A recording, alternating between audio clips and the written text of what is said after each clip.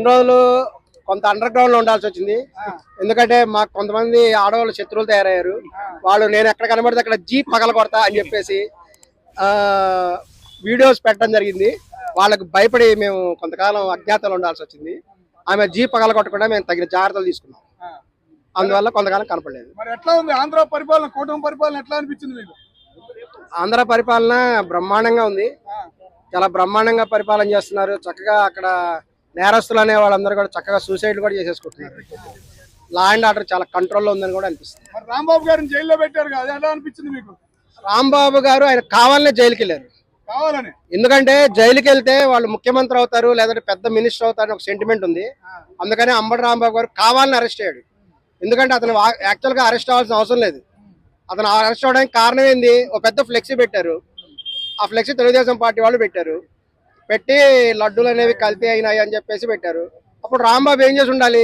ఆయన 2 ఫ్లెక్సీలు పెట్టచ్చు కదా ఎదురుగా. ఎందుకు పెట్టలేదు? ఆలోచన ఎందుకు రాలేదు అంబటి రాంబాబు గారికి? వీళ్ళు ఒక ఫ్లెక్సీ పెడితే వాళ్ళు 2 ఫ్లెక్సీలు పెట్టాలి ఎదురుగానే. వీళ్ళందరూ తెలుగుదేశం పార్టీ నాయకులు కర్రలు పట్టుకొని నిలబడ్డారన్నారు. మరి వాళ్ళు కర్రలు పట్టుకొని నిలబడితే మీరు రాళ్లు పట్టుకొని నిలబడండి. అది ఎందుకు చేయలేదు? అలా చేయకుండా అక్కడికి వెళ్ళేసి మొత్తం చించేస్తాను పీకేస్తానని చెప్పి అక్కడికి వెళ్ళాడు. అక్కడికి వెళ్ళిపోయి వాళ్ళ అమ్మ కొడుకు కింగ్ కొడుకు ఏదో మాట్లాడాడు. మరి మాట్లాడితే ఊరుకుంటారా?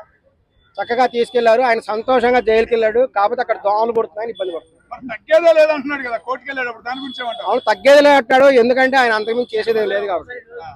ఈ రోజుల్లో చట్టం అనేది అందరికీ తెలుసు. బెయిల్ రావాలంటే పరిస్థితి ఏంటో అందరికీ తెలుసు. ఆయన కూడా చక్కగా కూడా అక్కడ కొంతకాలం ఉంటే అదొక దాన్ని ఏమంటారు వెకేషన్స్కి వెళ్ళినట్టుగా. ఓకే సార్, అట్లాగే బిల్ గేట్స్ గారు వచ్చారు, టీ ఖర్చు పెట్టారు, అది ఖర్చు పెట్టారు, ఇది ఖర్చు పెట్టారు అని సెటిల్ వేస్తారు. వాళ్ళ గురించి మీరేం చెబుతారు? అవునండి, టీ ఖర్చు పెడతారు. రీసెంట్ కూడా చూసాను, బిల్ గేట్స్ గారికి ఒక మైసూర్ బోండా ఒకటి ఇచ్చారు. ఆయన దాన్ని సగం తిని మిగతా సగం జేబులో వేసుకున్నాడు. ఎందుకంటే దాన్ని ఆయన టెస్ట్లకు పంపిస్తాడు బహుశా. అది ఏంటి, అందులో ఇంగ్రీడియంట్స్ ఏంటి? అవును, అవకాశం ఉంది. ఇంగ్రీడియంట్స్ ఏంటి ఆయనకు బాగా నచ్చి ఉండొచ్చు టేస్ట్. ఈ మైసూర్ బోండాలో లేదంటే పునుగుల్లో ఏమేం కలుపుతారు, వాటి ఇంగ్రీడియంట్స్ ఏంటి, ఇంత టేస్ట్గా ఎందుకు ఉన్నాయి, ఆయనకు చాలా బాగా నచ్చింది టేస్ట్. ఆయనకు టేస్ట్ నచ్చితే అడిగి ఉండాల్సింది. అలా కాకుండా జేబులో వేసుకోవడం ఎందుకో, అది వీడియోలో అందరూ చూసే ఉంటారు. సగం ముక్క తిని మిగతా సగం జేబులో వేసుకున్నాడు బిల్ గేట్స్, గమనించి ఉంటారు. మరి ఆ విధంగా వీడియోలో కనబడుతుంది. ఈసారి అబ్జర్వేషన్ చేయండి, వీడియోస్ కూడా ఉన్నాయి, దాని మీద వచ్చినాయి. ఆయన జేబులో వేసుకుని వెళ్ళిపోయాడు. మరి ఆ పునుగుల్ని ల్యాబొరేటరీ పంపించి దాని మీద మైక్రో రీసెర్చ్ ఏమైనా చేస్తారో తెలీదు. ఏదైనా ఆయనకు మటుకు బాగా నచ్చింది, ఇండియాలో ఫుడ్ బాగా నచ్చింది. ఇక్కడ మంచి ఆనియన్స్, తర్వాత టేస్ట్ బాగా నచ్చినాయి కాబట్టి బిల్ గేట్స్ ఖచ్చితంగా హైదరాబాద్కి వస్తాడని భావిస్తుంది. ఓకే సార్, అందరూ తెలిసిన విషయం అండి. ఈ రోజున పాల ప్యాకెట్లు తాగడం అనేది శుద్ధ ప్రమాదకరమైన విషయం అని అందరూ భావిస్తున్నారు. ఒక చోట ఒకరు బర్రె పెంచుతుంటే వాళ్ళ ఎదురుగా ఒక 15 మంది క్యూలో ఉన్నారు తెలుసా. అంత డిమాండ్ ఉంది బర్రె పాలకి. ఇప్పుడు అందరూ కూడా తలా ఒక ఉద్యోగం లేని నిరుద్యోగం తలా ఒక బర్రె పెంచుకోండి. చాలా డిమాండ్ ఉంది. మీకు ఖచ్చితంగా కూడా నెలకి 30-40 వేలు ఈజీగా సంపాదించుకోవచ్చు. ఆరామ్సే 30-40 వేలు ఈజీగా వస్తాయి. ఎందుకంటే ఈ రోజున ప్యాకెట్లను ఎవరు నమ్మే పరిస్థితి లేదు. ఏంటంటే వెన్న తీసేస్తున్నారు. చాలా ప్యాకెట్స్ లో కూడా ముందే వెన్న తీసేస్తున్నారు. తర్వాత ఇంకేదో కలుపుతున్నారు. పాలు ఖరాబ్ అవ్వకుండా కొన్ని కలుపుతారంట. ఇన్ని రకాలు బయట నడుస్తున్నాయి.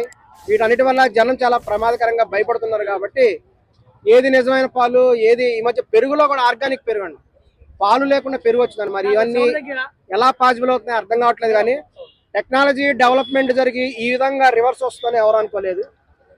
మొత్తం మీద టెక్నాలజీ వల్ల చాలా ప్రమాదాలు ఉంది అనేటువంటి విషయం కూడా మేము తెలుసుకుంటున్నాం. అట్లాగే జగన్మోహన్ రెడ్డి గారు అసెంబ్లీకి వచ్చి వెళ్ళిపోవడం ఎలా ఉంది? ఆయన చేసేదేం లేదు కదా, ఆయన ఏం చేయలేడు. అలవి కాని చోట అధికుల మన రాదని ఒక సామెత ఉంది. ఎందుకు వాళ్ళ ఉన్న వాళ్ళే చాలా తక్కువ మంది ఉన్నారు. వాళ్ళు హ్యాపీగా కాసేపు నోరు మూసుకొని కూర్చోవడం కంటే చక్కగా వెళ్ళిపోవడమే బెటరు.